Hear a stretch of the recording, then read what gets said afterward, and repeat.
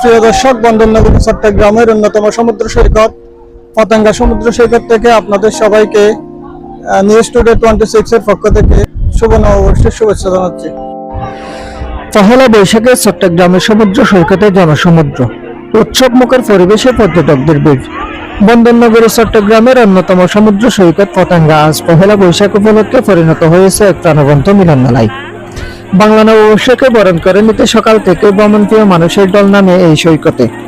পরিবার পরিজন বন্ধু বান্ধব নিয়ে নানা শ্রেণী পেশার মানুষ দিনব্যাপী আনন্দ উপভোগ করছেন সমুদ্রের মনোরম পরিবেশে। পহেলা বৈশাখ উপলক্ষে চট্টগ্রাম নগরীর অধিকাংশ অফিস আদালত ও কলকারখানা বন্ধ থাকায় ছুটির আমেজে মানুষ ভিড় জমিয়েছে সমুদ্র সৈকতে।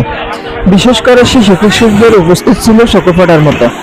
তারা বেলুন খেলনা ও নানা রঙিন সামগ্রী নিয়ে উচ্ছ্বাসে মেতে ওঠে। দর্শনার্থীদের আগমনে সৈকত এলাকায় গড়ে ওঠে অস্থায়ী বিভিন্ন ধরনের দোকানপাট।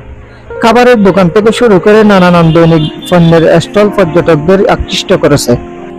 অনেকেই পরিবার নিয়ে সমুদ্রের পানিতে নেমে উপভোগ করছেন বৈশাখের এই বিশেষ দিনটি।